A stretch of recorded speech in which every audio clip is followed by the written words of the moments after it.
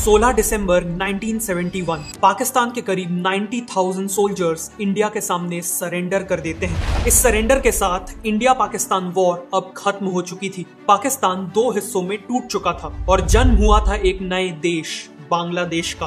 पर आखिर इस वॉर की शुरुआत हुई क्यों? कौन सी ऐसी मिलिट्री स्ट्रैटेजीज थी जिसका यूज करके इंडिया ने ये वॉर जीती? क्या है 1971 वॉर की पूरी कहानी? आइए जानते हैं इस वीडियो में। पाकिस्तान का दो हिस्सों में टूटना शायद तभी लिखा जा चुका था जब पाकिस्तान बना था। 1947 में इंडिया के पार्टीशन के बाद पाकिस्तान दो जियोग्राफिकली सेपरेटेड हिस्सों में बना था, वेस्ट पाकिस्तान और ईस्ट पाकिस्तान, जो एक दूसरे से 2000 किलोमीटर दूर थे। ईस्ट पाकिस्तान की पॉपुलेशन एक्चुअली वेस्ट पाकिस्तान से ज्यादा थी, लेकिन पूरी पॉलिटिकल पावर वेस्ट पाकिस्तान में कॉन्सेंट्रेटेड थी। वेस्ट के लोग और पाकिस्तान की गवर्नमेंट शुरुआत से ही ईस्ट पाकिस्तान के लोगों के साथ डिस्क्रिमिनेशन करते थे। कम पॉपुलेशन होने के बावजूद बजट का अप टू 70% हिस्सा वेस्ट पाकिस्तान को मिलता था। ऑल्सो दोनों हिस्सों में मेजॉरिटी लोग तो मुस्लिम थे, लेकिन उनकी लैंग्वेज काफी डिफरेंट थी। जहां वेस्ट में ज्यादातर लोग उर्दू और पंजाबी बोलते थे, वहीं ईस्ट पाकिस्तान के ज्यादातर लोग बंगालीज थे और बंगाली लैंग्वेज ही बोलते थे। लेकिन 1948 में पाकिस्तान गवर्नमेंट ने इन बंगालीज पे उर्दू इम्पोज करने की कोशिश की। उन्होंने उर्दू को नेशनल लैंग्वेज डिक्लेयर कर दिया और बंगाली को ऑफिशियल डॉक्यूमेंट्स, स्टैम्प्स और करेंसी से हटाना चालू कर दिया। ईस्ट पाकिस्तान में इस लिंग्विस्टिक डिस्क्रिमिनेशन के अगेंस्ट वेस्ट के लिए विद्रोह की भावना जाग गई। लेकिन इन सब के बाद भी अगले 20 सालों तक पाकिस्तान की सिचुएशन काफी हद तक स्टेबल थी, पर यह सिचुएशन बहुत जल्द बदलने वाली थी। कट टू 1969, पाकिस्तान में एक मिलिट्री रूल चल रहा था। कंट्री के प्रेसिडेंट और मिलिट्री के हेड थे जनरल याह्या खान। याह्या खान ने अनाउंस किया कि वो जल्द ही पाकिस्तान में इलेक्शंस करवा के डेमोक्रेसी को वापस लाएंगे। Elections will take place. I have left this decision to the Chief Election Commissioner, who is a completely independent body. और इस बार जो नेशनल असेंबली बनेगी, बेसिकली उनकी जो पार्लियामेंट बनेगी, उसमें पहली बार ईस्ट पाकिस्तान को ज्यादा सीट्स रिप्रेजेंट करेंगी, क्योंकि ईस्ट की पॉपुलेशन भी ज्यादा है। दिसंबर 1970 में ये इलेक्शंस हुए और जब उसके रिजल्ट्स आए तो पूरा पाकिस्तान शॉक में था। ईस्ट पाकिस्तान की एक पॉलिटिकल पार्टी अवामी लीग ने ईस्ट की 169 में से 167 सीट्स जीत ली थी। 313 सीट्स की नेशनल असेंबली में अब उन्होंने मेजॉरिटी मार्क क्रॉस कर लिया था और अवामी लीग के leader Sheikh Mujibur Rahman prime minister बनने वाले थे। मतलब पूरे पाकिस्तान को रूल करने वाला प्राइम मिनिस्टर अब ईस्ट पाकिस्तान से आने वाला था। नेचुरली वेस्ट में बैठे नेताओं और मिलिट्री लीडर्स को ये बात बिल्कुल रास नहीं आई। जुल्फिकार अली भुट्टो, जो वेस्ट की सबसे बड़ी political party Pakistan Peoples Party के लीडर थे, उन्होंने दूसरी पार्टीज के साथ मिलकर इस इलेक्शन के रिजल्ट्स को मानने से ही इनकार कर दिया। As a result national assembly convene नहीं हुई और अवामी लीग सरकार बना ही नहीं पाई। ये पूरा इंसिडेंट ईस्ट पाकिस्तानियों के साथ एक बहुत बड़ा मजाक था। वो सब बिट्रेड फील कर रहे थे। इसीलिए शेख मुजीबुर रहमान ने ईस्ट में नॉन कॉपरेशन मूवमेंट की शुरुआत कर दी। लार्ज स्केल प्रोटेस्ट और स्ट्राइक्स हुई, सिविलियंस और आर्मी में क्लैशेस चालू हो गए और जल्द ही एक मजबूत बंगाली नेशनलिस्ट मूवमेंट आकार लेने लगा। इस पूरे मूवमेंट की डिमांड थी एक अलग देश, बांग्लादेश। प्रेसिडेंट याह्या खान को समझ आ चुका था कि ईस्ट पाकिस्तान में उनकी पकड़ छूटते जा रही है। इसीलिए उन्होंने मार्च 1971 में इस मूवमेंट को रोकने के लिए एक स्पेशल मिलिट्री ऑपरेशन कंडक्ट करने का फैसला लिया। एक ऐसा ऑपरेशन जिसने ब्रूटैलिटी की सारी हदें पार कर दी, ऑपरेशन सर्च लाइट। 21 मार्च 1971 की रात को ये ऑपरेशन ऑफिशियली स्टार्ट हुआ। अगले दिन शेख मुजीबुर रहमान को ईस्ट पाकिस्तान से अरेस्ट करके वेस्ट पाकिस्तान भेज दिया गया, लेकिन अरेस्ट होने से पहले ही वो बांग्लादेश को एक ब्रॉडकास्ट मैसेज के थ्रू इंडिपेंडेंट डिक्लेयर कर देते हैं। This may be my last message. From today, Bangladesh is independent. I call upon the people of Bangladesh, wherever you might be and with whatever you have, to resist the army of occupation to the last. Your fight must go on until the last soldier of the Pakistan occupation army is expelled from the soil of Bangladesh. Final victory is ours. इसी दौरान Pakistani army पूरे east Pakistan में कत्लेआम की शुरुआत करती है। Civilians के ऊपर हैवी वेपन्स यूज करके अंधाधुंध फायरिंग की गई। अवामी लीग के लीडर्स और सपोर्टर्स को चुन चुन कर मारा गया। इस पूरे जेनोसाइड के दौरान करीब 30 लाख लोगों ने पाकिस्तानी आर्मी के हाथों अपनी जान गंवा दी। ऑपरेशन सर्च लाइट के जवाब में कुछ सीनियर बंगाली आर्मी ऑफिसर्स ने बंगाली रेजिस्टेंस की शुरुआत की। वो पाकिस्तानी आर्मी से लड़ने के लिए एक सेना बनाने लगे और इस सेना का नाम मुक्ति बाहिनी रखा गया। लेकिन फिलहाल मुक्ति बाहिनी पाकिस्तानी आर्मी के एडवांस्ड वेपनरी के सामने ज्यादा कुछ नहीं कर पा रही थी। इसी दौरान अवामी लीग के कई इंपॉर्टेंट लीडर्स ने बॉर्डर क्रॉस करके करके इंडिया में एंट्री ली। उन्होंने Indian prime minister Indira Gandhi से मुलाकात की और मदद की गुहार लगाई। पाकिस्तानी आर्मी की ब्रूटैलिटी से बचने के लिए लाखों सिविलियंस भी इंडिया में एज रेफ्यूजीज आने लगे। कुछ ही महीनों में इंडिया में 1 करोड़ से भी ज्यादा रेफ्यूजीज आ चुके थे। इनमें से ज्यादातर लोगों ने वेस्ट बंगाल, त्रिपुरा और असम में रेफ्यूज ली थी। इंडिया ने काफी जेनरसली इन लोगों के लिए अपनी बॉर्डर्स को ओपन कर दिया था, लेकिन रेफ्यूजीज की इतनी बड़ी पॉपुलेशन इंडिया के लिए एक बहुत बड़ा चैलेंज था। इन लोगों का रहना, खाना, मेडिकल केयर और बाकी जरूरतों का पूरा भार इंडिया पे आ पड़ा था। उस समय इंडियन इकोनॉमी इतनी स्ट्रांग नहीं थी, इसीलिए गवर्नमेंट को इंडियंस पे 5 पैसे का रेफ्यूजी टैक्स लगाना पड़ा था, जो लेटर्स भेजते वक्त स्टैम्प खरीदने के लिए देना पड़ता था। लेकिन इसके बावजूद ये बर्डन इतना बड़ा था कि इंडियन इकोनॉमी पूरी तरह कोलैप्स भी हो सकती थी। साथ ही साथ इन रेफ्यूजी कैंप्स और आसपास के एरियाज में लॉ एंड ऑर्डर मेंटेन करना भी बहुत डिफिकल्ट था। Basically Indian prime minister Indira Gandhi को इस रेफ्यूजी क्राइसिस और ईस्ट पाकिस्तान में चलने वाले जेनोसाइड को रोकने के लिए जल्द ही कुछ करने की जरूरत थी। अप्रैल 1971 में इंदिरा गांधी इंडिया के आर्मी चीफ सैम मानेकशॉ और कैबिनेट मिनिस्टर्स की मीटिंग बुलाती हैं। वो चाहती थी कि इंडियन आर्मी पाकिस्तान के अगेंस्ट एक इमीडिएट मिलिट्री अटैक लॉन्च कर दे, जिससे बांग्लादेश लिबरेट हो सके और रेफ्यूजीज वापस लौट सके। लेकिन सैम मानेकशॉ ने इमीडिएट अटैक करने से साफ इनकार कर दिया, जिसके उन्होंने 2 मेन आर्गुमेंट्स दिए। सबसे पहला आर्गुमेंट था कि इंडियन आर्मी अभी इतना बड़ा अटैक लॉन्च करने के लिए तैयार नहीं है। वो देश के अलग अलग हिस्सों में पोजीशन थी और उसे वॉर के लिए सही जगह में पोजीशन करने के लिए वक्त चाहिए था। इसके अलावा जीत के लिए जरूरी आर्म्स एंड एम्यूनेशंस की सफिशिएंट अरेंजमेंट करने में भी टाइम लगने वाला था। दूसरा आर्गुमेंट था कि इस अटैक के लिए तब का मौसम सही नहीं था।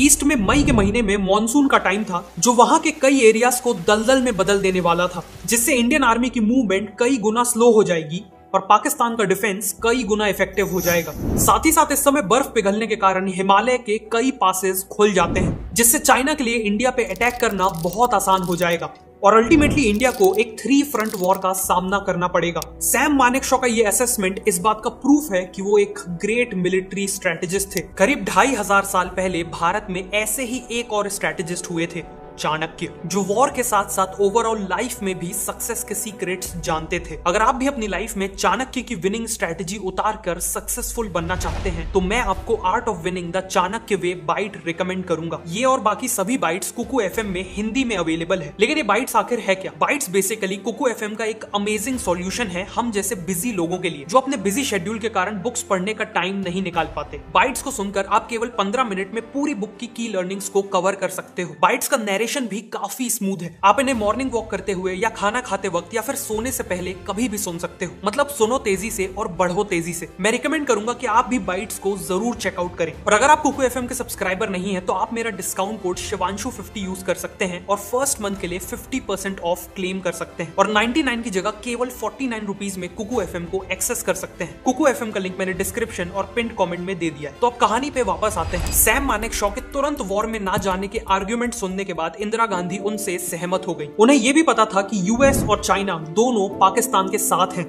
और इसीलिए वॉर में जाने से पहले उन्हें किसी भी एक बड़े देश का डिप्लोमेटिक सपोर्ट चाहिए होगा। मीटिंग में डिसाइड होता है कि वॉर में जाने का सबसे सही टाइम आज से 4 महीने बाद करीब लेट नवंबर में होगा। तब तक इंडियन मिलिट्री पूरी तैयारी कर लेगी और इंडियन गवर्नमेंट अपनी डिप्लोमेसी से वर्ल्ड ओपिनियन को पाकिस्तान के खिलाफ करने की कोशिश करेगी, ताकि हो सके तो पाकिस्तान पे इंटरनेशनल प्रेशर बिल्ड हो सके और बिना वॉर के ही बांग्लादेश को आजाद कराया जा सके। 15 मई 1971 को इंडियन आर्मी ने ऑपरेशन जैकपॉट लॉन्च किया, जिसमें उन्होंने खुद अटैक नहीं किया, लेकिन ईस्ट पाकिस्तान की मुक्ति बाहिनी को वेपन्स और ट्रेनिंग्स देने लगे, ताकि वो पाकिस्तानी आर्मी से एक इर्रेगुलर वॉर लड़ सके और उन्हें कमजोर कर सके। इसी दौरान इंडियन फॉरेन मिनिस्टर स्वर्ण सिंह और बाकी कैबिनेट मिनिस्टर्स एक डिप्लोमेटिक कैंपेन लॉन्च करते हैं, जिसमें वो पूरे वर्ल्ड की अलग अलग कंट्रीज में इंडियन डेलीगेशन लेके जाते हैं और वहां की गवर्नमेंट्स को पाकिस्तान पे प्रेशर बिल्ड करने को कहते हैं। यूनाइटेड नेशंस में भी पाकिस्तान के अगेंस्ट एक प्रपोजल रखा जाता है। सभी जगह रेफ्यूजी क्राइसिस के चलते इंडिया को सिंपैथी तो मिलती है, लेकिन कोई भी पाकिस्तान के अगेंस्ट सख्त कदम नहीं उठाता। इवन यूएसए, जो खुद को डेमोक्रेसी का रक्षक बताता है, वो पाकिस्तान को डेमोक्रेसी का मर्डर करने में सपोर्ट कर रहा था। पाकिस्तान यूएसए का क्लोज अलाय तो था ही, साथ में पाकिस्तान यूएसए और चाइना के बीच में डिप्लोमेटिक रिलेशंस बिल्ड करने में एक इंपॉर्टेंट रोल निभा रहा था। इसीलिए यूएस प्रेसिडेंट निक्सन और उनके national security adviser Henry Kissinger Pakistan के अगेंस्ट नहीं जाना चाहते थे। इनफैक्ट वो पाकिस्तान को मिलिट्री और फाइनेंशियल एड तक प्रोवाइड कर रहे थे। इन सब के बीच अगस्त 1971 में इंडिया को एक बड़ी डिप्लोमेटिक जीत हासिल होती है। इंडिया और सोवियत यूनियन ने Indo Soviet treaty of peace, friendship and cooperation sign कर ली। मतलब अब इंडिया या सोवियत यूनियन में से किसी एक पे अटैक होने पर दोनों कंट्रीज मिल के उस दुश्मन से लड़ेंगी। वॉर के दौरान ये ट्रीटी इंडिया के बहुत काम आने वाली थी। नवंबर का महीना आ चुका था और इंडिया को ये रियलाइज हो चुका था कि पाकिस्तान इशू को डिप्लोमेटिकली सॉल्व नहीं किया जा सकता और अब इंडिया के पास केवल एक ऑप्शन था और वो ऑप्शन था वॉर। इंडिया को पता था कि वॉर स्टार्ट होते ही पाकिस्तान उन्हें वेस्टर्न फ्रंट से अटैक करेगा ताकि इंडिया को 2 फ्रंट वॉर लड़नी पड़े। इसीलिए इंडियन मिलिट्री दोनों ही फ्रंट्स में लड़ाई के लिए तैयार थी। नवंबर के आखिरी हफ्ते में इंदिरा गांधी ने मिलिट्री को अटैक के फाइनल ऑर्डर्स दिए। करीब एक हफ्ते बाद 4 दिसंबर के दिन इंडिया पाकिस्तान पे एक full scale military attack launch करने वाला था। इंडिया की तैयारी देख के पाकिस्तानी प्रेसिडेंट याह्या खान को समझ आ चुका था कि इंडिया किसी भी वक्त ईस्ट पाकिस्तान में अटैक कर सकता है। वो इंडिया को किसी भी हाल में ईस्ट से डिस्ट्रैक्ट करना चाहते थे। इसीलिए उन्होंने पैनिक होकर 3 दिसंबर के दिन ऑपरेशन चंगेज खान लॉन्च कर दिया, जिसमें उन्होंने खुद ही इंडिया पे वेस्ट से अटैक कर दिया। शाम के 5:45 बजे पाकिस्तान के फाइटर जेट्स इंडिया के कई एयरफील्ड्स के ऊपर आ गए। पठानकोट, अमृतसर और आगरा जैसे कई एयर बेसिस पे हैवी बॉम्बिंग हुई। एयरफोर्स में एक सॉर्टी का मतलब होता है टेक ऑफ से लैंडिंग तक एक अटैकिंग ट्रिप। उस दिन पाकिस्तानी एयरफोर्स ने टोटल 50 सॉर्टीज कंडक्ट करी थी, करीब 180 बॉम्ब्स गिराए थे। लेकिन इस पूरे अटैक में केवल इंडिया के रनवेज को डैमेज पहुंचा, जिसे इंडियंस ने कुछ ही घंटों में रिपेयर कर लिया। इंदिरा गांधी और बाकी अथॉरिटीज को जब इन अटैक्स के बारे में पता चला तो उन्होंने चैन की सांसें ली। पहले अटैक करके पाकिस्तान ने वॉर का पूरा ब्लेम अपने सर ले लिया था और अब बारी थी इंडिया के जवाब की। रात के 11:15 बजे सैम मानेकशॉ इंदिरा गांधी को ब्रीफ करते हैं और अटैक लॉन्च करने की फॉर्मल परमिशन मांगते हैं। कुछ ही देर बाद इंदिरा गांधी अटैक लॉन्च करने का फाइनल डिसीजन लेती हैं और इसके बाद वो देश को ऑल इंडिया रेडियो के थ्रू एड्रेस करती है। Some hours ago, soon after 5:30 p.m. on the 3rd of December, Pakistan launched a full-scale war against us.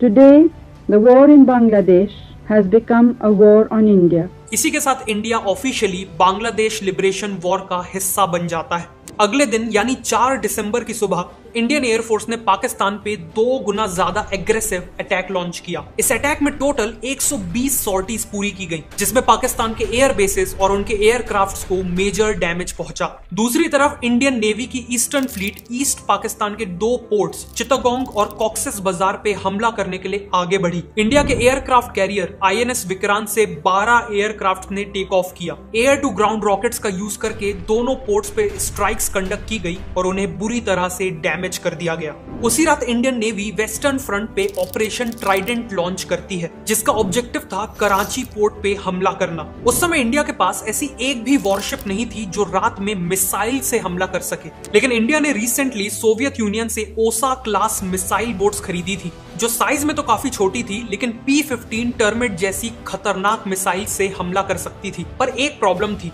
ये मिसाइल बोट्स केवल शॉर्ट डिस्टेंस ही ट्रैवल कर सकती थी, मतलब ये अपने आप कराची पोर्ट तक नहीं पहुंच सकती थी। इसीलिए नेवी ने इसके लिए एक इनोवेटिव सॉल्यूशन निकाला। उन्होंने अपनी बड़ी बैटलशिप INS कील्टन से इन मिसाइल बोट्स को बांध लिया और कराची पोर्ट के नजदीक पहुंचने तक उन्हें टो किया। मिसाइल बोट्स को तभी स्टार्ट किया गया जब वो कराची पोर्ट के काफी नजदीक पहुंच गई। करीब रात के 10:30 बजे इन मिसाइल बोट्स ने एक भयानक अटैक लॉन्च किया। पोर्ट में डॉक्ड पाकिस्तान की बैटलशिप्स PNS खैबर और PNS मुहाफिज पूरी तरह से डिस्ट्रॉय हो गई और डूब गई और उनकी वीनस चैलेंजर को भी बुरी तरह से डैमेज कर दिया गया। साथ में इंडियन नेवी ने वहां रखे ऑयल टैंकर्स को भी सक्सेसफुली हिट किया, जिस कारण पूरे कराची पोर्ट में एक भयानक आग लग गई जो कई दिन तक जलती रही। इंडिया के इन सभी जवाबी हमलों को देखकर पाकिस्तान काफी शॉक्ड था, लेकिन ये तो केवल शुरुआत थी।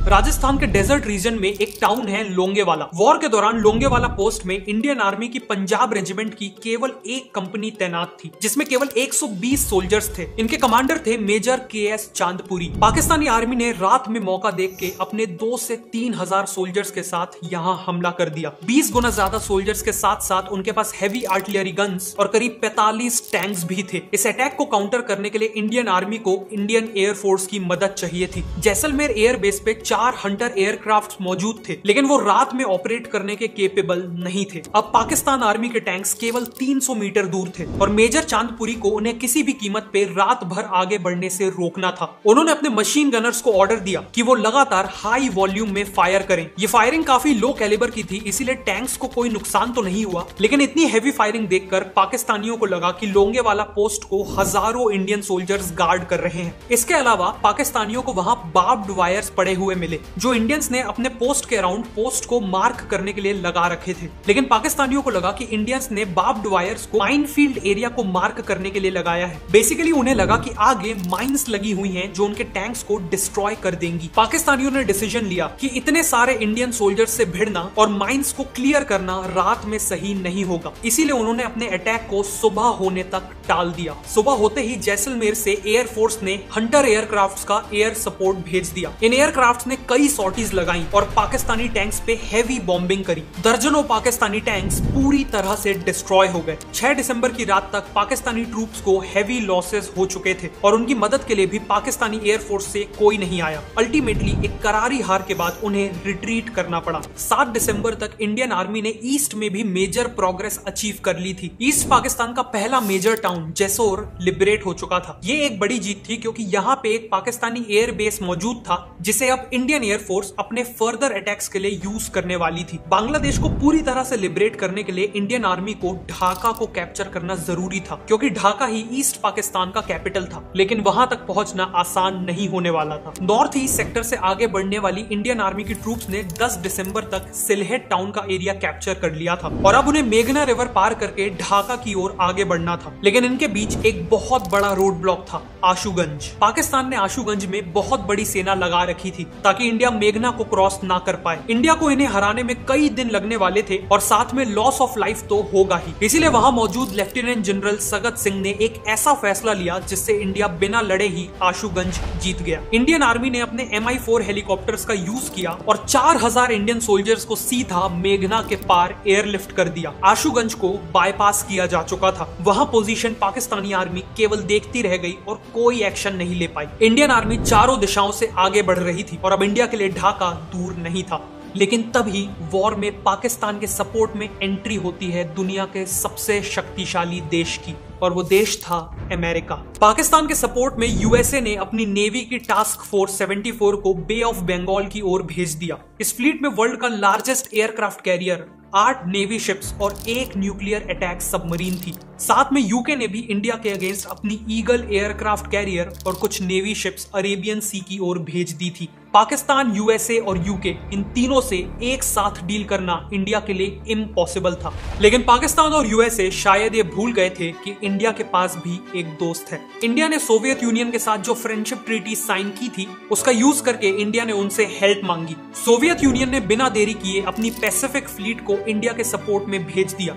इस फ्लीट में 5 शिप्स और 6 न्यूक्लियर केपेबल सबमरीन्स थी। सोवियत की फ्लीट ने यूएस की फ्लीट को घेर लिया और यूके की फ्लीट का रास्ता रोक दिया। एक न्यूक्लियर वॉर के डर से यूएस और यूके ने आगे बढ़ने की हिम्मत नहीं की और इंडिया के ऊपर से एक बहुत बड़ा खतरा हट गया। 11 दिसंबर तक इंडियन आर्मी चारों दिशाओं से जीत हासिल करते हुए तेजी से आगे बढ़ रही थी। इसे देखते हुए पाकिस्तान की बहुत बड़ी सेना नॉर्थ से पीछे हटते हुए ढाका की ओर जाने लगी। अगर ये सभी पाकिस्तानी ढाका पहुंच के वहां मौजूद सेना से मिल जाते तो फिर ढाका को आजाद करना इंडिया के लिए बहुत चैलेंजिंग होता। इसीलिए इंडियन एयरफोर्स और इंडियन आर्मी ने एक जबरदस्त कंबाइंड ऑपरेशन को अंजाम दिया। एयरफोर्स के करीब 50 ट्रांसपोर्ट एयरक्राफ्ट ने तंगैल रीजन में करीब 800 इंडियन पैराट्रूपर्स को ड्रॉप किया। तंगैल रीजन पीछे आती हुई पाकिस्तानी सेना और ढाका के बीच में पड़ता था। इफेक्टिवली इस ड्रॉप के बाद पाकिस्तानियों का ढाका का रास्ता बंद हो चुका था। 800 पैराट्रूपर्स के अलावा इंडिया ने आसपास के एरियाज में जूट से बनी डमीज को भी ड्रॉप किया। ये डमीज दूर से बिल्कुल इंडियन सोल्जर्स जैसी दिखती थी। ऐसा किया गया ताकि पाकिस्तानियों को लगे कि इंडियन पैराट्रूपर्स का नंबर बहुत ज्यादा है और वो इन्हें अटैक करने की हिम्मत ना करें, और हुआ भी ऐसा ही। ये मिशन काफी सक्सेसफुल हुआ और इसने इंडिया को जीत के काफी करीब ला दिया। 14 दिसंबर तक ढाका पूरी तरह से घिर चुका था और इंडिया ने पाकिस्तान के सामने सरेंडर की मांग रख दी थी, लेकिन पाकिस्तान ने अभी तक सरेंडर नहीं किया था। ऐसे में इंडियन एयरफोर्स को एक इंटेलिजेंस हाथ लगी, जिसके अकॉर्डिंग ढाका में मौजूद गवर्नमेंट हाउस में ईस्ट पाकिस्तान के गवर्नर एक हाई लेवल मीटिंग करने वाले थे, जिसमें वो वॉर को कंटिन्यू रखने पर डिसीजन लेने वाले थे। लेकिन ये मीटिंग प्लान के हिसाब से नहीं जाने वाली थी। इस मीटिंग के दौरान इंडियन एयरफोर्स ने कुछ ऐसा किया जिसने पाकिस्तान को जड़ से हिला दिया। विंग कमांडर बिश्नोई और उनके साथ 3 और पायलट्स ने अपनी MiG-21 में उड़ान भरी और चलती मीटिंग के दौरान एक जोरदार एयर स्ट्राइक कंडक्ट की। पूरा गवर्नमेंट हाउस धुआं हो गया। गवर्नर AM मलिक ने भागकर एक एयर रेड शेल्टर में अपनी जान बचाई और कांपते हुए हाथों से अपना रेजिग्नेशन लिखने लगे। गवर्नर के रेजिग्नेशन के साथ ईस्ट पाकिस्तान में पाकिस्तानी गवर्नमेंट की बैकबोन अब टूट चुकी थी। 15 दिसंबर तक पाकिस्तानी सोल्जर्स ने अंदर से हार मान ली थी। इंडियन आर्मी का ढाका पे कब्जा हो चुका था और इंडियन नेवी ने समुद्री रास्ता भी ब्लॉक कर दिया था। बेसिकली पाकिस्तानियों के एस्केप का कोई चांस नहीं था। पाकिस्तानी सोल्जर्स अपनी जान बचाने के लिए ढाका यूनिवर्सिटी और बाकी बिल्डिंग्स में छिपे हुए थे। इस दौरान सैम मानेकशॉ ने पाकिस्तानी ट्रूप्स और पाकिस्तान की eastern army commander general Niazi को मैसेजेस ब्रॉडकास्ट किए, जिसमें उन्होंने पाकिस्तान के अनकंडीशनल सरेंडर की मांग रखी। इन मैसेजेस से पाकिस्तानियों को मोराल पूरी तरह से टूट गया। मेजर जनरल जेकब, जो इंडियन आर्मी के ईस्टर्न कमांड के चीफ ऑफ स्टाफ थे, 16 दिसंबर को उन्हें जनरल नियाजी के पास सरेंडर के नेगोशिएशंस करने के लिए भेजा गया। कई घंटों के इंटेंस नेगोशिएशन के बाद जनरल नियाजी सरेंडर के लिए तैयार हो गए। उसी दिन ढाका के रमना रेस कोर्स में पाकिस्तान की सरेंडर सेरेमनी हुई। सेरेमनी की शुरुआत में पाकिस्तानी आर्मी ने इंडियन कंटिजेंट को गार्ड ऑफ ऑनर दिया। फिर जनरल नियाजी ने लेफ्टिनेंट जनरल GS अरोरा की निगरानी में publicly instrument of surrender sign किया और फाइनली रोते हुए अपने एपेलेट और रिवॉल्वर निकाल के जनरल अरोरा को हैंड ओवर कर दिया। ये एक्ट पूरे पाकिस्तानी आर्मी के सरेंडर को सिंबलाइज करता था। इसी के साथ पाकिस्तान के करीब 93,000 सोल्जर्स इंडिया के सामने सरेंडर कर चुके थे, जो वर्ल्ड वॉर 2 के बाद किसी भी मिलिट्री का सबसे बड़ा सरेंडर था। बांग्लादेश लिबरेशन वॉर अब खत्म हो चुकी थी और बांग्लादेश आजाद हो चुका था। वॉर के बाद इंडिया ने पाकिस्तानी सोल्जर्स को एज प्रिजनर ऑफ वॉर ले लिया और उन्हें जेनेवा कन्वेंशन के अकॉर्डिंग पाकिस्तान भेजने की जिम्मेदारी ली। साथ ही साथ इंडिया ने 1 करोड़ से ज्यादा रेफ्यूजीज के सेफ रिटर्न को फैसिलिटेट किया। अगले कुछ महीनों में शेख मुजीबुर रहमान इंडिपेंडेंट बांग्लादेश के पहले प्रेसिडेंट बने। बांग्लादेश को एक के बाद एक कंट्रीज से इंटरनेशनल रिकॉग्निशन मिलने लगा और फाइनली बांग्लादेश ने इंडिया की मदद से खुद को रीबिल्ड करना भी चालू कर दिया। ये वीडियो एक ट्रिब्यूट है 3000 से ज्यादा उन इंडियन सोल्जर्स को जिन्होंने इस जंग में अपनी शहादत दी, और ये ट्रिब्यूट है हमारे देश भारत को, जिसने सभी ऑपोजिंग कंडीशंस के बाद भी जस्टिस का साथ दिया। आखिर मैं आपको फिर से याद दिलाना चाहता हूँ कि कुकू FM को आप मेरे डिस्क्रिप्शन और पिन कमेंट में दिए हुए लिंक से डाउनलोड कर सकते हैं और मेरा कोड शिवांशु50 यूज करके फर्स्ट मंथ के लिए 50% ऑफ क्लेम कर सकते हैं। अगर आपको ये वीडियो अच्छी लगी तो मैं रिकमेंड करूंगा कि आप नेक्स्ट इस वीडियो को देखें।